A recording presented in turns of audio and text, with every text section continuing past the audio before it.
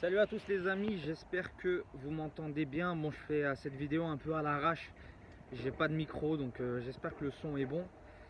En fait, je viens tout juste de sortir de chez l'avocat où je lui ai remis les chèques de banque pour payer un achat que je viens de faire.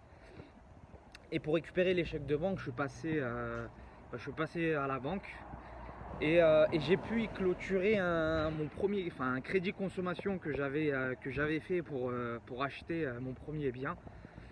Et donc je l'ai remboursé en anticipé aujourd'hui. C'était un crédit sur 8 ans de 30 000 euros. Et donc j'ai remboursé aujourd'hui, il restait 16 000 euros de capital. Donc en 3 ans, j'ai payé 4 700 euros d'intérêt. Et on m'a prêté voilà, ces 30 000 euros. Donc avec ces 30 000 euros et en 3 ans et demi maintenant, donc qu'est-ce que j'ai fait? Donc, là, je vais faire un petit bilan rapide. On va parler vraiment que de la partie personnelle, pas de la partie où je suis avec mes associés. Mais en 3 ans et demi, donc j'ai fait 65 000 euros de plus-value nette encaissée.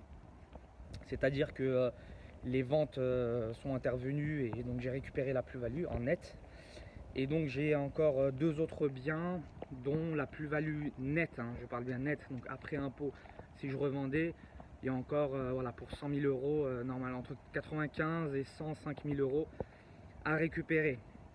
Donc avec ces seulement 30 000 euros que j'avais emprunté en 2015, donc j'ai pu réaliser ce montant de plus-value, sans compter que ça fait effet boule de neige. Et après du coup je me suis associé et j'ai fait d'autres achats-reventes en association. Monsieur qui me regarde. Donc voilà. Sincèrement, en 3 ans et demi, j'ai fait pas mal d'erreurs. J'ai fait pas mal de bêtises qui m'ont coûté de l'argent.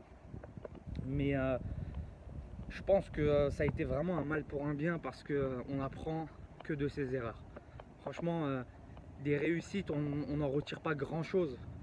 C'est vraiment des erreurs que j'ai appris à me relever parce que forcément vous voyez pas toute la face cachée qui se passe derrière, toutes les épreuves qu'on endure, etc. quand on fait de l'immobilier. Et ça, c'est pas que pour moi, pour tout le monde. Si vous faites de l'immobilier, forcément il y aura vous allez devoir faire face à des coups durs, à des événements et je pense que c'est ça qui forge un caractère.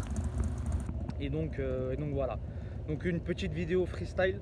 J'avais pas grand chose à dire, mais c'était juste voilà, c'était un petit plaisir. Bon allez, n'hésitez pas à vous abonner et dans vos commentaires si vous avez des impressions, laissez vos impressions. Salut à tous.